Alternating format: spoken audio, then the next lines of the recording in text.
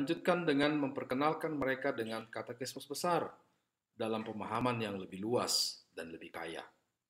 Di sini, perluas setiap perintah Allah, doa, dan bagian-bagian lainnya terhadap pribadi masing-masing dengan menjelaskan setiap perkataan yang beraneka ragam, penggunaan,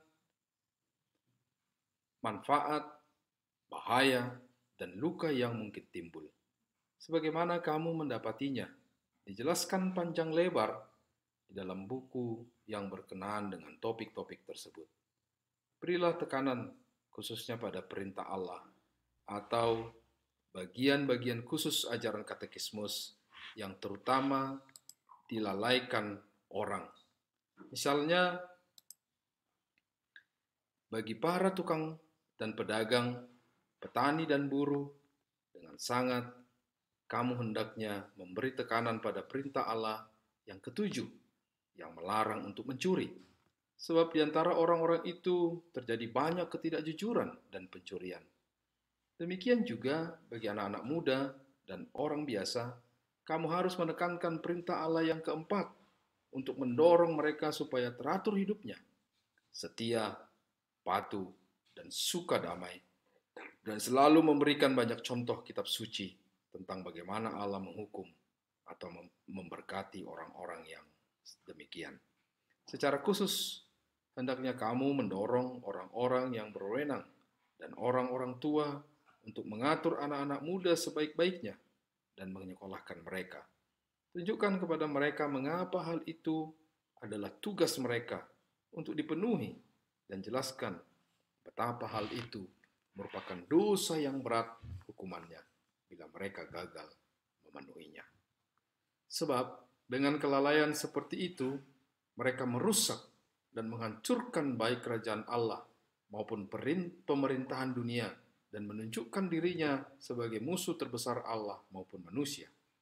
Dengan teliti tegaskan kerugian besar apa yang mereka timbulkan apabila tidak membantu melatih anak-anak untuk menjadi gembala, pewarta, penulis, dan semacamnya.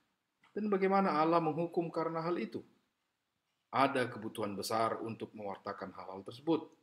Bagi para orang tua dan mereka yang berwenang merasa bersalah yang tak terkira karena hal itu, sedangkan setan mempunyai banyak ancaman dalam pikiran mereka.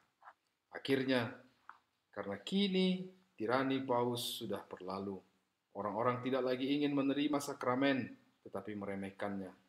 Sekali lagi di sini, penting sekali memahami bahwa kita tidak boleh memaksa setiap orang untuk beriman atau menerima sakramen, juga tidak menetapkan suatu hukuman, waktu atau tempat bagi hal tersebut. Sebaliknya, pewartaan kita hendaknya sesuai dengan tuntunannya sendiri dan tanpa perintah kita. Orang merasa diri terdorong dan mendesak kita supaya para gembala memberikan sakramen. Cara untuk mewujudkannya adalah dengan mengatakan kepada mereka bahwa jika orang tidak berupaya mencari atau mendambakan perjamuan malam Tuhan sekurang-kurangnya 4 kali setahun, perlu dikhawatirkan bahwa ia meremehkan sakramen dan bukan orang Kristen. Persis seperti tak seorang pun Kristen yang tidak percaya atau mendengarkan Injil. Sebab Kristus tidak berkata, hilangkan ini atau kesampingkanlah ini, tapi lakukanlah ini setiap kali kamu meminumnya, dan seterusnya. Ia jelas-jelas sangat menghendaki hal itu dilakukan dan tidak ingin satupun yang terlewati dan dikesampingkan. Lakukanlah ini, katanya. Orang yang tidak menjunjung tinggi sakramen sama saja dengan menganggap dirinya tidak memiliki dosa, daging, setan, dunia, kematian, bahaya, atau neraka. Artinya, ia tak percaya akan segala hal itu. Sungguh pun ia dikelilingi oleh hal-hal itu dan menjadi milik setan 2 kali lipat. Di lain pihak, ia tidak membutuhkan rahmat, hidup, firdaus, kerajaan surga, Kristus, Allah, atau segala sesuatu yang baik. Tentu saja, jika mengetahui betapa banyaknya kejahatan ada dalam dirinya, dan betapa banyaknya ia membutuhkan semua hal yang baik tersebut karena tidak memilikinya. Ia tidak akan melalaikan sakramen yang memberi bantuan melawan kejahatan seperti itu dan menganugerahkan sebanyak kebaikan.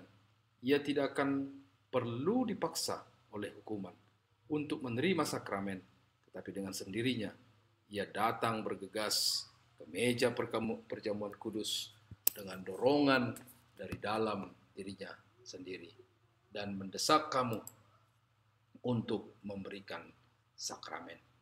Maka dari itu, janganlah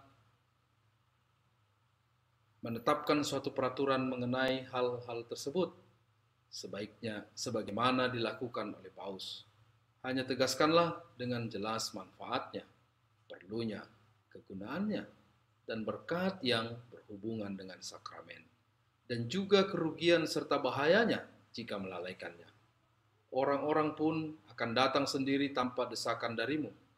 Namun itu, jika mereka tetap tidak datang, biarkanlah mereka pergi mengikuti jalan mereka sendiri. Dan katakanlah kepada mereka bahwa semua orang yang tidak peka atau tidak sadar akan kebutuhan besar mereka dan pertolongan Allah yang penuh rahmat adalah milik iblis. Sedangkan jika kamu gagal untuk menghancurkan hal-hal tersebut, atau jika kamu membuatnya menjadi suatu peraturan, aduh, apa itu?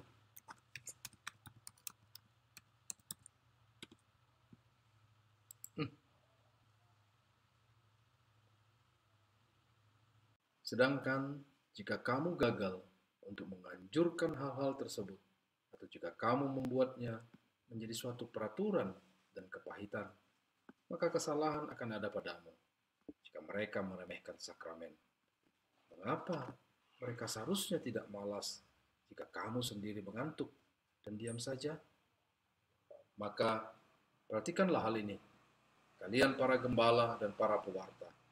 Pelayanan kita saat ini lain daripada ketika kita di bawah Paus. Pelayanan ini merupakan tanggung jawab yang serius dan menyelamatkan.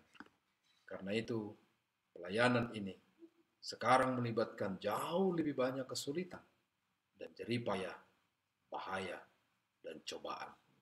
Dan sebagai tambahan, memberi sedikit pujian dan penghargaan dunia. Namun demikian, Kristus sendiri yang akan menjadi pujian kita. Dan jika kita bekerja keras dengan tekun, Bapa segala rahmat membantu kita untuk melakukan segala hal ini. Baginya pujian dan syukur selama-lamanya dengan perantaraan Kristus Tuhan kita. Amin. Demikianlah pengantar pada episode ini atau seri yang ketiga ini kepada Bapak Ibu yang menonton dan menyaksikan tayangan seri Ajaran Lutheran Landasan Iman Kristen. Tuhan Yesus memberkati kita. Salam.